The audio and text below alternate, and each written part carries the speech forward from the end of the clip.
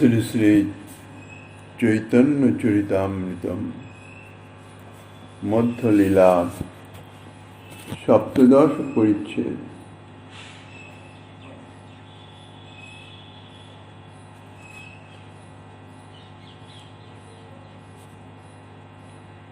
ভট্টাচার্য সেবা করে স্নেহে জয়ছে দাস, তার বিপ্র বহে জল পাত্র বহির্বাস। নির্ঝরের উষ্ণদকে স্নান 3 বার, 2 সন্ধ্যা অগ্নিতাপে কাষ্ঠ অপার। নিরন্তর প্রেমাবেশে নির্জনে গমন, সুখ অনুভবী প্রভু কহেন বচন। কলিযুগ পাবন অবতার পরম করুণাময় শ্রী গৌরাঙ্গ সুন্দরীর পরম অন্তরঙ্গ প্রিয় পার্শ্বদ বর্জ পূজ্যপাদ শ্রীকৃষ্ণদাস কবিরাজ গোস্বামী মহাশয় তাহার শ্রী চৈতন্য চরিতামৃত নামক শ্রী গ্রন্থের মধ্যলীলার সপ্তদশ পরিচ্ছেদে শ্রীমন মহাপ্রভুর ঝাড়িখণ্ড পথে বৃন্দাবন গমনের বৃত্তান্ত বর্ণনা করিতেছেন। প্রভু শরৎকালে নীলাচল থেকে যাত্রা করেছিলেন, সুতরাং যখন বনমধ্যে ছিলেন তখন শীত আরম্ভ হয়েছিল, শীতের প্রথম। তাই এখানে বলছেন যে ভট্টাচার্য তিনি স্নেহেতে অত্যন্ত প্রীতির সঙ্গে প্রভুর সেবা করতেন। দাস অর্থাৎ একান্ত অনুগত সেবকের মতন। আর ভট্টাচার্যের সঙ্গে যে ব্রাহ্মণ সেবক ছিল সে প্রভুর জলপাত্র বহির্বাস ইত্যাদি তাহা বহন করত, আর ভট্টাচার্য রসুই করে ভিক্ষা দিতেন মহাপ্রভুকে। বনপথে পাহাড়ি ঝর্ণা যেগুলি আছে সেই ঝর্ণার গরম জলে প্রভু 3 বার ত্রিসন্ধ্যা স্নান করতেন, সকাল অর্থাৎ প্রাতঃ, মধ্যাহ্ন এবং সন্ধ্যা। আর বলছেন যেহেতু শীত শুরু হয়েছিল ঝর্ণার গরম জলে স্নান করতেন, আর 2 সন্ধ্যা ঠান্ডার জন্য আগুন পোয়াতেন। 2 সন্ধ্যা অর্থাৎ প্রাতঃকালে এবং সন্ধ্যাকালে। আগুন জ্বালার জন্য বনে কাষ্ঠের অভাব ছিল না, প্রচুর পরিমাণে কাষ্ঠ পাওয়া যেত। আর নির্জন, দ্বিতীয় কথা বলবার কেউ নেই, আবেশ ভঙ্গ করবার কেউ নেই, এই জন্য নিরন্তর প্রেমাবেশ, প্রভুর প্রেমাবেশ নিরন্তর চলত, আবেশে চলতেন সবসময়। তাই অত্যন্ত সুখ অনুভব করেছেন এই বনপথে যাত্রায়। তাই ভট্টাচার্যকে বলছেন, শুনো ভট্টাচার্য, আমি গেলাম বহু দেশ, বনপথের সুখের কাহা নাহি পাই দেশ। বলছেন যে আমি অনেক দেশে গিয়েছি, কারণ এর আগে 2 বছর যাবৎ পুরো দক্ষিণ দেশ ভ্রমণ করে এসছেন, কিন্তু কোথাও তো বনপথে যান নাই। প্রসিদ্ধ পথেই যাতায়াত করেছেন, লোকসংগঠনের মধ্যে দিয়ে। এখন বলছেন যে বনপথে এই যে যাচ্ছি, এই যে যাত্রায়, এতে যে সুখ অনুভব করছি, এই সুখের লেশমাত্র আমি ইতিপূর্বে অনুভব করি নাই। কৃষ্ণ কৃপালু আমায় বহু কৃপা করিল, বনপথে আনি আমায় বড় সুখ দিল। শ্রীকৃষ্ণ অত্যন্ত কৃপালু, দয়াময়। তাই তিনি আমার প্রথম বৃন্দাবন যাত্রা অর্থাৎ প্রসিদ্ধ পথে বহু ভক্তবৃন্দের সঙ্গে বৃন্দাবন যাত্রা সেটিকে বাতিল করিয়ে এই বনপথে আমাকে বৃন্দাবন নিয়ে এসে অপার সুখ প্রদান করেছেন। পূর্বে বৃন্দাবন যাইতে করিলাম বিচার, মাতা গঙ্গা ভক্তগণ দেখিব একবার।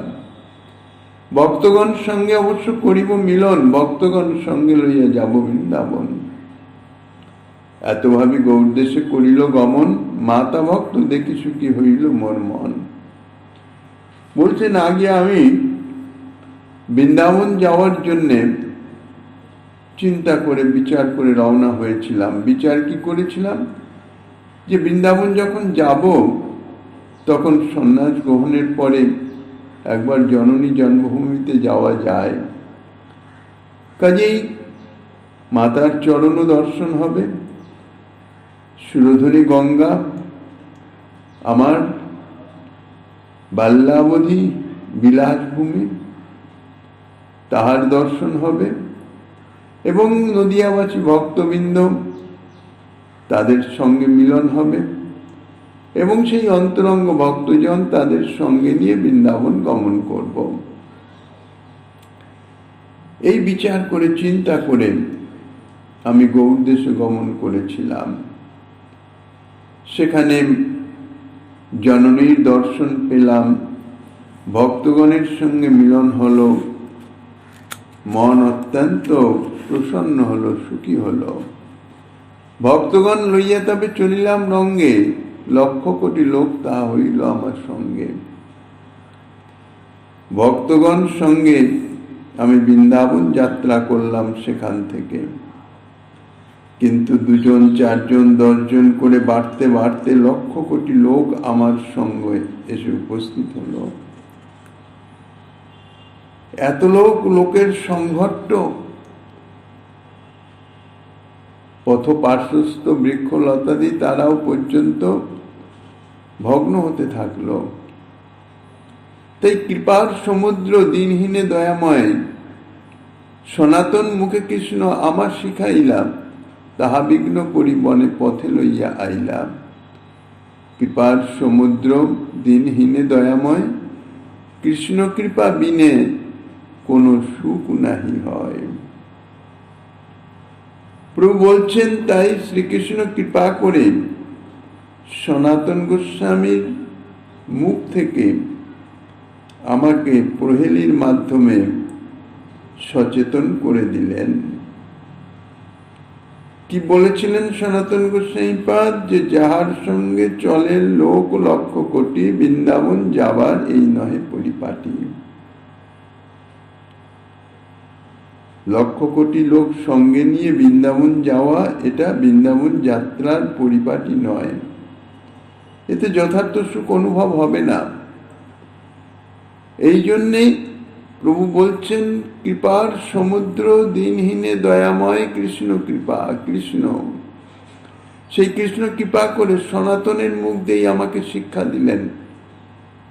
দিয়ে কি করলেন? আমাকে সঙ্গে লক্ষ কোটি লোক নিয়ে বৃন্দাবন যাত্রা বাতিল করে একাকী এই বনপথে আমাকে বৃন্দাবন যাত্রা করালেন। তাই আমি অপার সুখ অনুভব করিতেছি। ইহা কৃষ্ণ কৃপা বিনা কখনোই প্রাপ্ত হবার নয়। বাস্তবিক কৃষ্ণ কৃপা বিনা যথার্থ যে সুখ অনুভব, অর্থাৎ আনন্দ, আত্মিক সুখ যেটা, পরমার্থিক সুখ যেটা, কৃষ্ণ কৃপা ভিন্ন তাহা কখনো অনুভব করা যায় না। জড়জাগতিক বিষয় ইন্দ্রিয়ের সংযোগ মাধ্যমে যে যার জাগতিক সুখ, জড় সুখ, দেহেন্দ্রিয়ের সুখানুভব ক্ষণিক ও নাশবান, আর তত্ত্বত তাহা মিথ্যা, প্রকৃত সুখই নয়। যদিও সেই জড়জাগতিক সুখেও প্রাপ্তি হতে হলেও কৃষ্ণর কৃপার অপেক্ষা আছে। কারণ শ্রীকৃষ্ণ ইচ্ছা বিনা কোনো কিছুই জগতে চলতে পারে না। সুখ দুঃখ যাই হোক, প্রারব্ধ অনুযায়ী প্রাপ্ত হলেও তাহাও কৃষ্ণ কৃপায় জগতের জীব প্রাপ্ত হয়ে থাকে। সমস্ত কিছুর মধ্যে কৃষ্ণ কৃপা, তিনি পালন কর্তা। তাই ভট্টাচার্য আলিঙ্গন করে প্রভু বলছেন যে তোমার প্রসাদে আমি এত সুখ পাইল। ভট্টাচার্য সঙ্গে এসছেন, প্রভুর সেবা করছেন। প্রভুর কোনো চিন্তা নাই, নিশ্চিন্ত মনে প্রভু পথ চলছেন। তাই ভট্টাচার্যকে আলিঙ্গন করে প্রভু প্রসন্ন হয়ে বলছেন, তোমার কৃপাতে, তোমার প্রসাদে, তোমার সহায়তা, তোমার সেবায় আমি এত সুখ অনুভব করিতেছি। দেহ কহে তুমি কৃষ্ণ, তুমি দয়াময়, অধম জীব মুই মোরে হইলা সদয়। মুই ছাড় মোরে তুমি সঙ্গে লইয়া আইলা, কৃপা করি মোর হাতে ভিক্ষা যে করিলা। অধম কাকেরে কইলা গরুর সমান, স্বতন্ত্র ঈশ্বর তুমি স্বয়ং ভগবান। ভট্টাচার্য প্রভুর স্বরূপ জানেন, তাই অতি দৈন্যতার সঙ্গে ভট্টাচার্য বলছেন যে তুমি তো স্বয়ং কৃষ্ণ, তুমি দয়াময়, কৃপাময়, আমি তো অধম জীব। আমার প্রতি তুমি যে সদয় হয়েছ, কৃপা পরায়ণ হয়েছ, আমাকে যে কৃপা করেছ, এটাই আমার অতীব সৌভাগ্যের বিষয়। আমি অতি তুচ্ছ একজন, অতি সাধারণ তুচ্ছ জীব। তুমি যে কৃপা করে আমাকে সঙ্গে নিয়ে আসলে এবং কৃপা করে আমার হাতে তুমি যে ভিক্ষা গ্রহণ করিতেছ, এর চেয়ে বড় সৌভাগ্য আর আমার কিছু নাই। অধম কাকেরে কইলে গরুর সমান। কাক অত্যন্ত হীন পক্ষী, পক্ষী জাতির মধ্যে বলা হয় চণ্ডাল পক্ষী। সে কখনো ভগবৎ সমীপে যাওয়ার যোগ্য নহে, কিন্তু ভাগ্যবান গরুর, তিনি পক্ষী জাতির মধ্যে হয়ে নারায়ণকে পৃষ্ঠে করে বহন করেন, নারায়ণের পরিকর। তাই বলবন্ত ভট্টাচার্য দৈন্যতা সহকারে বলছেন যে আমি অতিহীন জীব, অধম জীব, তুচ্ছাতি তুচ্ছ জীব, আর তুমি তো স্বয়ং ভগবান। তোমার সম্মুখে আসা, তোমার সান্নিধ্যে আসার আমি সর্বথা অযোগ্য, কিন্তু তুমি কৃপা করে আমাকে সঙ্গে এনেছ, সঙ্গে রেখেছ, তোমার সেবার অধিকার দিয়েছ। এ যেন অতি তুচ্ছাতি তুচ্ছ অধম কাককে গরুরের সম্মান, সৌভাগ্য প্রদান করেছ।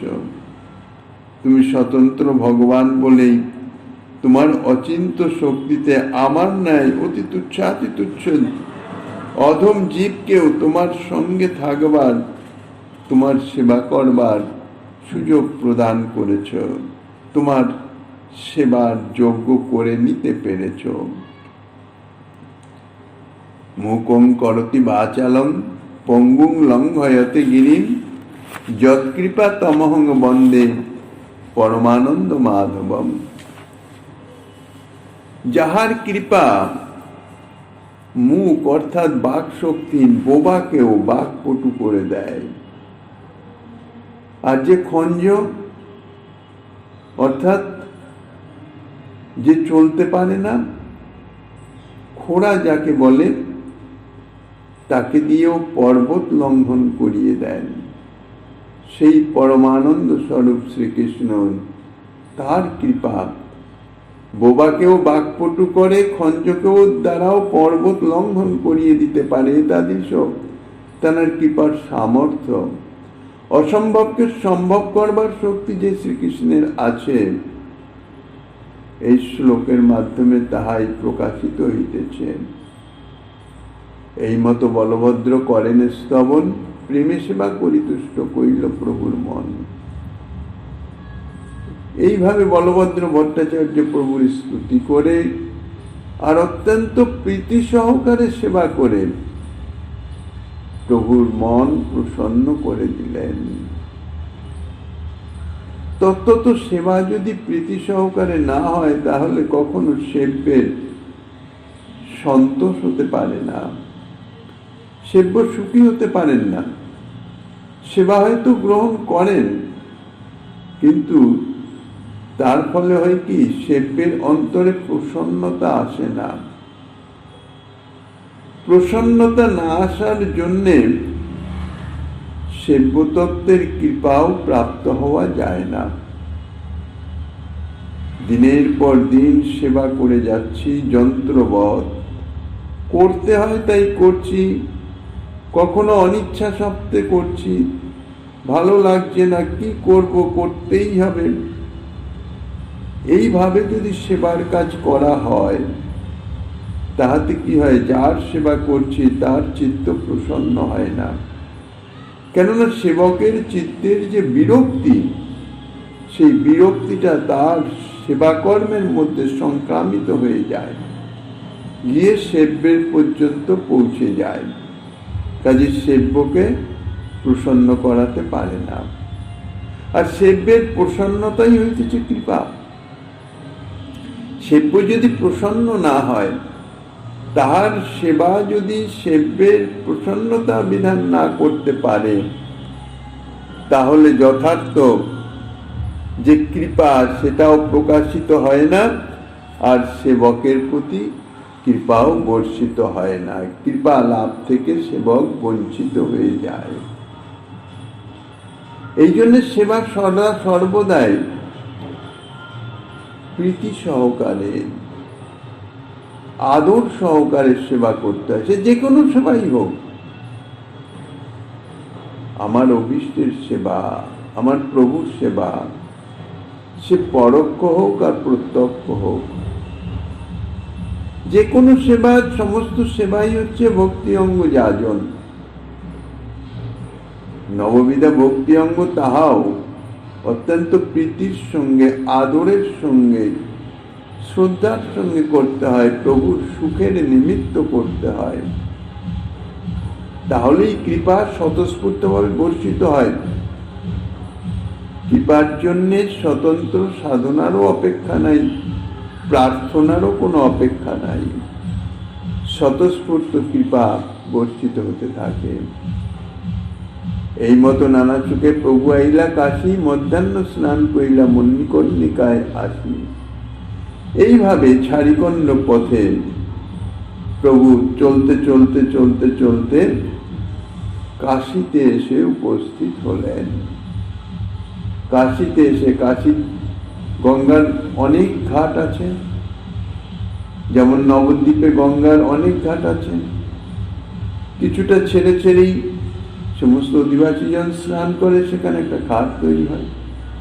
আর কাশীর যে মণিকর্ণিকার ঘাট, ইহা অত্যন্ত প্রসিদ্ধ ঘাট। এখানে স্বয়ং শক্তি মণিকর্ণিকা তিনি বিরাজমান। এই ঘাটে স্নান করার অত্যন্ত মহিমা আছে।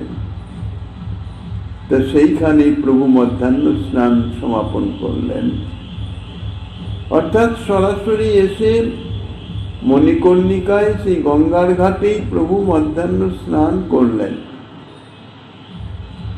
সেই কালে তপন মিশ্র করে গঙ্গা স্নান, প্রভু দেখি হইল তার কিছু বিস্ময় জ্ঞান। তপন মিশ্র পূর্ববঙ্গে প্রভু যাকে বলেছিলেন তুমি গিয়ে কাশী অর্থাৎ বারাণসী বাস করো, সেখানেই আমার সঙ্গে মিলন হবে। প্রভু যখন মধ্যাহ্ন স্নান করছেন মণিকর্ণিকায়, তপন মিশ্রও সেখানে স্নান করতে এসেছেন। প্রভুর সঙ্গে তপন মিশ্রের যখন সাক্ষাৎ হয়েছিলেন, তখন তো প্রভু নবদ্বীপ লীলায় চাচর চিপুর কেশদাম, অত্যন্ত সুন্দর নটবর স্বরূপ, আর এখন তো সন্ন্যাসী স্বরূপ। কিন্তু তপন মিশ্র সংবাদ পেয়েছিলেন যে প্রভু সন্ন্যাস গ্রহণ করেছেন, অবয়ব তো ঠিক আছে। তপন মিশ্র ভাবছেন, পূর্বে শুনিয়াছি প্রভু করিয়াছে সন্ন্যাস, নিশ্চয় করিল হইল হৃদয়ে উল্লাস। প্রথমে দর্শনেই বিস্মিত হয়ে গেছিলেন যে প্রভু কোথায়, কোথা থেকে নবদ্বীপ, কোথায় এই কাশীতে প্রভু, কোনো পূর্ব সূচনাও নাই, কাজে বিস্মিত হয়ে গেছিলেন। পরে বিচার করে দেখলেন প্রভু তো সন্ন্যাস গ্রহণ করেছিলেন, তাহলে নিশ্চয়ই প্রভুই হবেন। যখন নিশ্চিত একটা সিদ্ধান্ত এলো যে প্রভুই হবেন, তখনই প্রভুর মিলন আনন্দে তপন মিশ্রের হৃদয় উৎফুল্ল হয়ে উঠল, উল্লসিত হয়ে উঠল। তাড়াতাড়ি প্রভুর চরণ সান্নিধ্যে উপস্থিত হলেন। প্রভুর চরণ ধরি করেন রোদন, প্রভু তারে উঠাইয়া কইল আলিঙ্গন। প্রভুকে প্রাপ্ত হয়ে তপন মিশ্র এত আনন্দিত হলেন যে প্রভুর চরণ ধরে প্রেমানন্দে কীর্তন করিতে লাগিলেন। প্রভু তাকে তুলে বুকে জড়িয়ে ধরলেন। তারপর প্রভু লইয়া গেল বিশ্বেশ্বর দর্শনে, তবে আসি দেখে বিন্দু মাধব চরণে। তপন মিশ্র প্রভুকে নিয়ে স্নানান্তে বিশ্বেশ্বরের দর্শনে গেলেন। সেখান থেকে বিন্দু মাধব দর্শন করলেন। ঘরে লইয়া আইলা প্রভুকে আনন্দিত হইয়া সেবা করি নিত্য করে বস্ত্র ঘাড়িয়া। তারপর সেখান থেকে প্রভুকে নিজের গৃহে নিয়ে এলেন। প্রভুর পাদ পক্ষালানাদি ইত্যাদি করে আসন ইত্যাদি দিলেন এবং প্রভুকে প্রাপ্ত হয়ে এত আনন্দ হয়েছে, আনন্দের আতিশয্যে তপন মিশ্র নৃত্য করতে আরম্ভ করলেন। প্রভুর চরণোদক সবংশে কইল পান, ভট্টাচার্যের পূজা কইল করিয়া সম্মান। প্রভুর যে চরণামৃত স্ত্রী পুত্র আদি সহ সকলেই তাহা গ্রহণ করলেন আর বলভদ্র ভট্টাচার্যকে অত্যন্ত সম্মান করলেন। কেননা প্রভুর সেবক, সেব্যের যিনি সেবক থাকেন তাকেও সেব্যের মতনই পূজ্য, তিনি পূজনীয়। যার দৃষ্টান্ত নীলাচলে যখন ঈশ্বরপুরীপাদের সেবক গোবিন্দ প্রভুর কাছে এসেছিলেন, তখন প্রভু সার্বভৌম ভট্টাচার্যকে বলেছিলেন, গুরুদেবের সেবক পূজ্য আমার। অর্থাৎ যিনি গুরুদেবের বা বৈষ্ণবের, গুরু বৈষ্ণবের যিনি অন্তরঙ্গ সেবায় নিয়োজিত থাকেন, তিনি সদা সর্বদাই পূজনীয়। তাই তপন মিশ্র বলভদ্র ভট্টাচার্য এখন প্রভুর অন্তরঙ্গ সেবায় আছেন,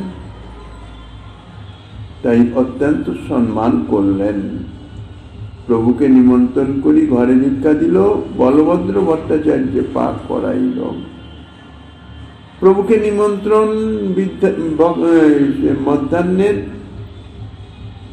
বলভদ্র ভট্টাচার্যকে দিয়ে রসুই করালেন।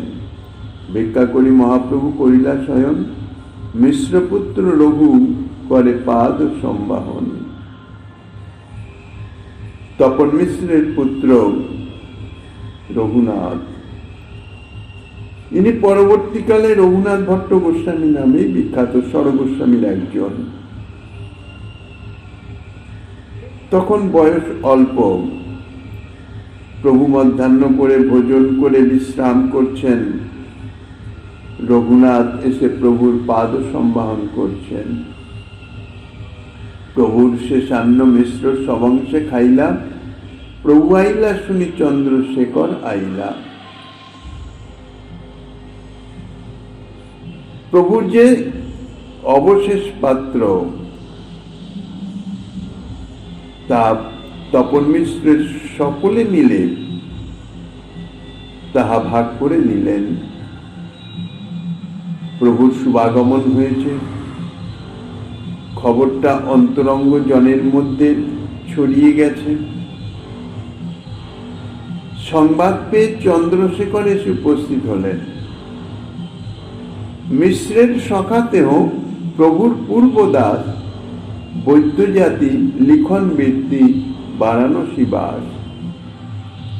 চন্দ্রশেখরের পরিচয় দিচ্ছেন যে প্রভুর পূর্বদাস, অর্থাৎ এই চন্দ্রশেখরের সঙ্গে প্রভুর আগে থেকেই পরিচয় ছিল। তার কাজ হচ্ছে লিখন বৃত্তি, অর্থাৎ তৎকাল দিনে তো ছাপা তো হতো না, গ্রন্থ ইত্যাদি যা কিছু নকল করতে হলে তা হাতে লিখেই নকল করতে হতো। তা পুস্তকাদি সব নকল করে তিনি যে অর্থ উপার্জন করতেন তার দ্বারাই জীবিকা নির্বাহ করতেন।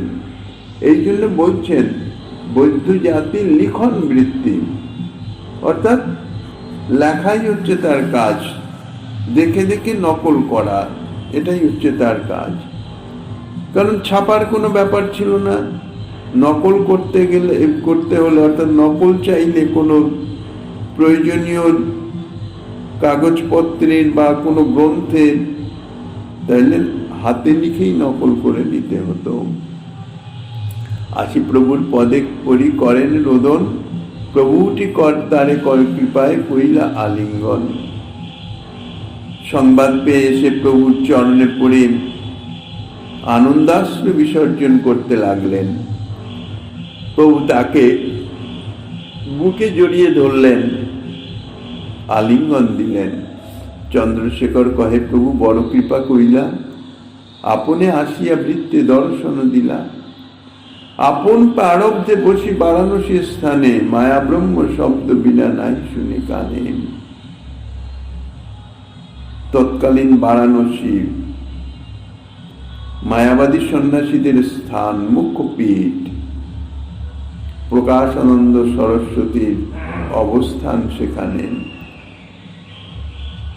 কিন্তু যার মহাপ্রভুর সঙ্গে সম্বন্ধ আছে, তিনি তো ভক্তি মার্গের প্রতীক।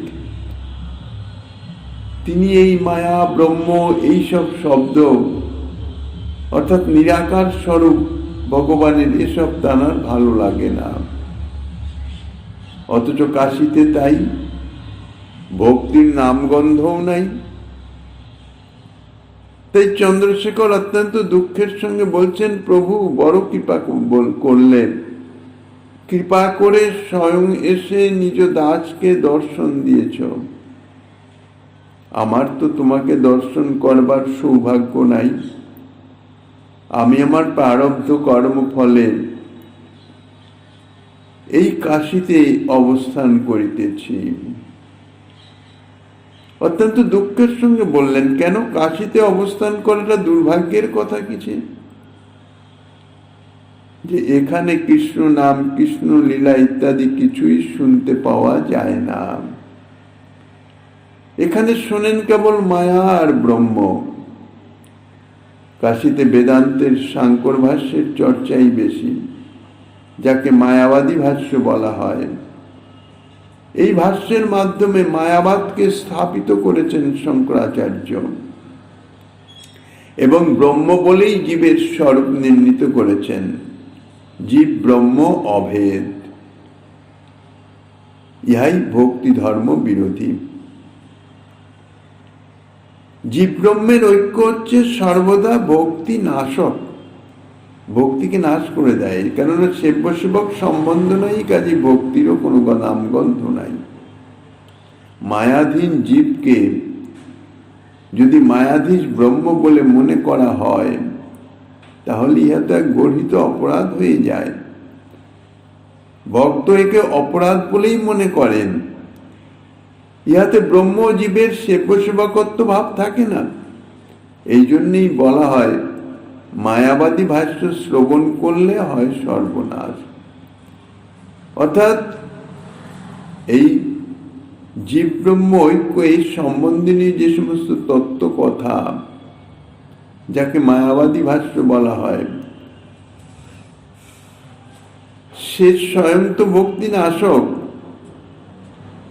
যিনি তাহা শ্রবণ করবেন, তার যদি ভক্তি একটু থাকেও সেটাও নষ্ট হয়ে যায়। অথচ চন্দ্রশেখরকে দিবানিশি তাই শুনতে হচ্ছে, কেননা কাশীতে তাই চলে।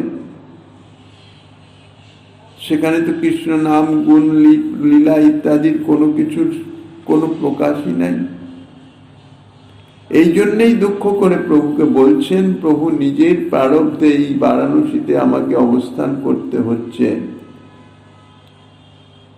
স্বরদর্শন ব্যাখ্যা বিনা কথা নাই হেতা, মিশ্র কৃপা করি মোরে শুনান কৃষ্ণ কথা।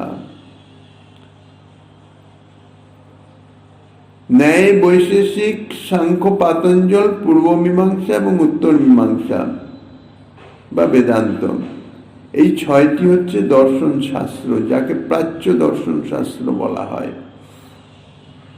এই সকল দর্শনাকারের মতে, অর্থাৎ এই দর্শন শাস্ত্র যারা দার্শনিকগণ, তাদের মতে যারা প্রকাশ করেছেন, সংসার হচ্ছে দুঃখের আলয়। সংসারে যা কিছু সুখ অনুভব হয় তা ক্ষণস্থায়ী তো বটেই, আর যেটুকু সুখানুভব হচ্ছে কিছুক্ষণ বাদে তাহা দূরীভূত হয়ে যায়, সে সুখানুভব আর থাকে না, সুখের পরিবর্তে দুঃখ এসে উপস্থিত হয়, আবার দুঃখ ভোগ করতে হয়।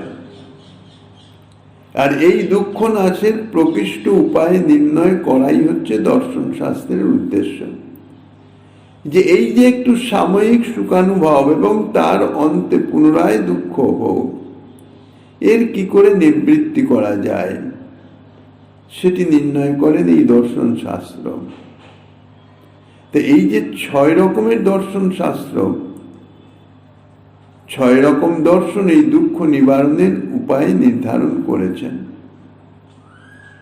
যেহেতু দর্শন 6টি, সেই জন্য তাহাদের নির্ধারিত যে উপায় তাহাও ভিন্ন, একরকম নহে। এই সকল ভিন্ন ভিন্ন উপায় আলোচনা করলে দেখা যায় বেদান্ত দর্শন ভিন্ন অন্যান্য দর্শনের যে নির্ধারিত দুঃখ নিবারণের উপায়, তার সঙ্গে ঈশ্বরের সম্পর্ক বড় ঘনিষ্ঠ নহে, ঈশ্বরের সম্পর্ক নেই বললেই হয়। সাংখ্য এবং পূর্ব মীমাংসায় ঈশ্বর প্রায় প্রত্যাখ্যাতই হয়েছে, ঈশ্বরের অস্তিত্বই স্বীকার হচ্ছে না। আর ন্যায় ও বৈশেষিক দর্শনে ঈশ্বরকে প্রতিপাদ্য করেছেন বটে, কিন্তু তাহাদের নির্ধারিত যে দুঃখ নিবৃত্তির উপায়, যে উপায় অবলম্বন করলে দুঃখ নিবৃত্তি হবে বলে তারা বর্ণনা করছেন, তার সঙ্গে ঈশ্বরের প্রায় সম্বন্ধ নেই বললেই হয়। আর পাতঞ্জল দর্শন, সেখানেও ঈশ্বরের স্থান অত্যন্ত গৌণ। এই সমস্ত কারণে এই কটি দর্শনের আলোচনায় যারা যথার্থ ভক্ত, যারা কৃষ্ণগত প্রাণ, কৃষ্ণেতে নিজেদের মন প্রাণ সমর্পণ করে দিয়েছেন, তাদের হৃদয় ব্যথিত হয়, বেদনা অনুভব করেন। আর বেদান্ত দর্শন,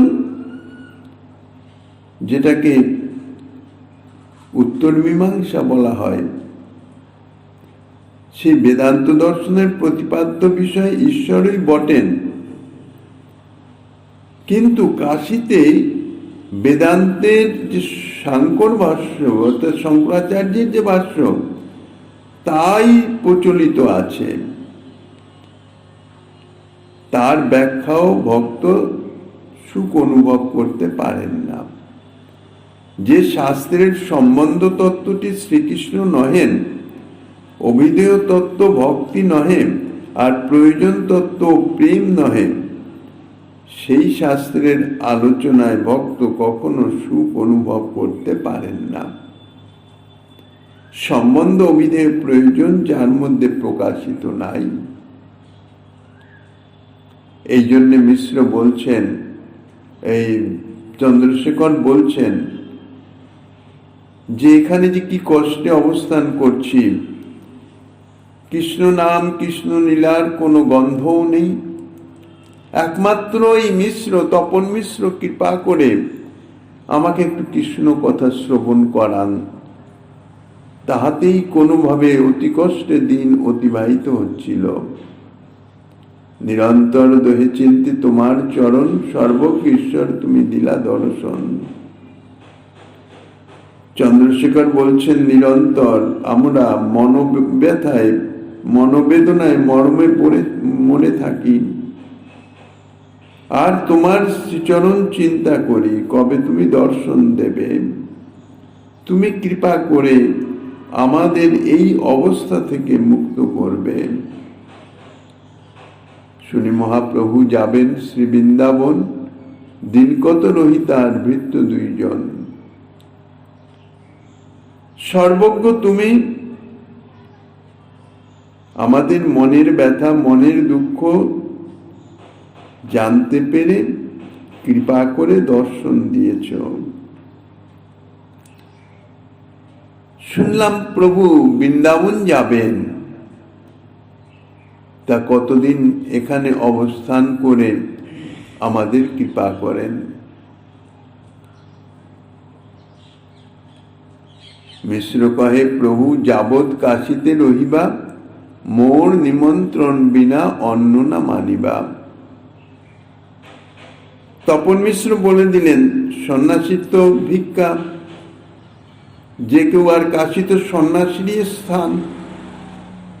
দশনামী সম্প্রদায়, তার মধ্যে ভারতী সম্প্রদায় প্রভুর আশ্রিত সন্ন্যাস গ্রহণ, কাজে নিমন্ত্রণ আসতেই পারে। সন্ন্যাসীকে সকলেই নিমন্ত্রণ করে ভোজন করায়। তপন মিশ্র বলে দিলেন যে প্রভু কৃপা করে যখন দর্শন দিয়েছেন, যখন এ দাসকে কৃপা করার নিমিত্ত শুভাগমন করেছেন, বৃন্দাবন যাবেন ঠিকই, কিন্তু যাওয়ার পথে যে কয়দিন কাশীতে অবস্থান করবেন, কৃপা করে আমার এখানেই আপনি মধ্যাহ্ন গ্রহণ করবেন, অন্য কারোর কত নিমন্ত্রণ আপনি স্বীকার করবেন না। এই মতো মহাপ্রভু দুই ভৃত্যের বসে, ইচ্ছা নাই তবু তথা রহিলা দিন দশে। অন্তরঙ্গ ভক্তজন তাদের কাতর প্রার্থনায় প্রভুর অত্যন্ত আবেশের বশে ঝাড়িখণ্ড পথে বৃন্দাবন যাত্রা করিতেছেন। সেই যে বৃন্দাবনের আবেশ, সদা সর্বদাই বৃন্দাবন ভাবে বিভাবিত ভাব। কাশীতে তো সেটা সম্ভব নয়। কতক্ষণে বৃন্দাবন ধামে যাবেন প্রভু, কিন্তু ভক্ত দুইজন, তাদের আগ্রহ, ভক্তের আগ্রহ ভগবান কখনো উপেক্ষা করতে পারেন না। তাই ইচ্ছা নাই, কিন্তু তবুও ভক্তকে কৃপা করবার জন্যে, ভক্তের প্রসন্নতার জন্যে, তার সুখের জন্যে প্রভু 10 দিন কাশীতে রয়ে গেলেন। এই যে 10 দিন প্রভু রইলেন, এর মধ্যেই মহারাষ্ট্রের বৃপ্পায় সে প্রভু দেখিবারে, প্রভুর রূপ প্রেম দেখি হয় চমৎকারে। মহারাষ্ট্রের একজন বিপ্র কাশীতে অবস্থান করতেন। তপন মিশ্রের সঙ্গে বা চন্দ্রশেখরের সঙ্গে তার পরিচয় ছিল। তিনি প্রভুর দর্শনে এসেছেন, প্রভুকে দর্শন করে, প্রভুর তো অলৌকিক প্রেম, দর্শনেই প্রেম দান করে দেন, প্রেম প্রাপ্ত হয়ে যায়। তা সে মহারাষ্ট্রের বিপ্র সরল হৃদয় প্রভুর এই অপরূপ রূপ আর এই প্রেম ও বিকার, কারণ প্রভু একান্তে আছেন, কারোর সঙ্গে তো মিশছেন না, সন্ন্যাসীদের সঙ্গে প্রেমাবেশেই থাকেন। তো সেই অপূর্ব প্রেমাবেশ দেখে মহারাষ্ট্রের বিপ্র চমৎকৃত হয়ে গেছেন। ইতিপূর্বে তো এরকম কখনো দেখার কথা তো দূরে, তিনি তো শ্রবণই করেন নাই। কাশীর অন্যান্য ব্রাহ্মণগণ তারা প্রভুর কে নিমন্ত্রণ করে ভিক্ষা দিতে চায়, কিন্তু তপন মিশ্র তো আগেই অনুরোধ করে রেখেছেন, আর প্রভুরও ইচ্ছা নাই। তাই প্রভু যে কোনো ব্রাহ্মণ নিমন্ত্রণ করতে আসলেই প্রভু স্বীকার করেন না। প্রভু বলেন যে আমার আজকের নিমন্ত্রণ হয়ে আছে। কাজেই নিমন্ত্রণ তো একবারই গ্রহণ করা যায়। প্রভু বলেন আমার নিমন্ত্রণ হয়ে আছে, মিথ্যা কথা নয়। কেননা তপন মিশ্র তো বলেই রেখেছেন। তপন মিশ্র বাস্তবিকই তো প্রতিদিন প্রভু যতদিন কাশিতে থাকবেন ততদিনের জন্য তাকে আগেই নিমন্ত্রণ করে রেখে দিয়েছেন। কাজে এই জন্য প্রভু বলে দিতেন, অধ্যকার জন্য আমার নিমন্ত্রণ অন্যত্র হয়ে আছে। এই মতো প্রতিদিন করেন বঞ্চন, সন্ন্যাসীর সঙ্গভয়ে না মানে নিমন্ত্রণ। এই যে সন্ন্যাসীদের ভিক্ষা, যিনি নিমন্ত্রণ দেবেন, সন্ন্যাসীর সেবা করবেন, তিনি তো একা মহাপ্রভুরকে সেবা করবেন না, সঙ্গে আরো সন্ন্যাসী নিমন্ত্রণ হবে, একসঙ্গে সকলের সেবা করবেন। প্রভু এখন বৃন্দাবন যাওয়ার পথে কোনো সন্ন্যাসীর সঙ্গ করতে ইচ্ছুক নন, কারোর সঙ্গে যেন মিলন না হয়, মিলিত না হয়। কেননা সন্ন্যাসীরা মায়াবাদী, শ্রীকৃষ্ণ বহির্মুখ। এই জন্যে প্রভুকে ভোজন করানো রূপ সেবা থেকে ব্রাহ্মণগণকে প্রভু সদা সর্বদাই বঞ্চিত করছেন। এই সকল বিপ্র, এরা কৃষ্ণ বহির্মুখ মায়াবাদী সন্ন্যাসীগণের সঙ্গ করতেন। কাজে কৃষ্ণ বহির্মুখ সঙ্গের যারা সঙ্গী, তাদের সেবা তো প্রভুর কখনো গ্রহণীয় হয় না। তাহারা প্রভুর সেবারূপ সৌভাগ্য কখনোই প্রাপ্ত হতে পারেন না। তাই তারা প্রভুর সেবা থেকে বঞ্চিত হতেন। আর প্রভু এই মায়াবাদী সন্ন্যাসীগণ শ্রীকৃষ্ণ বহির্মুখ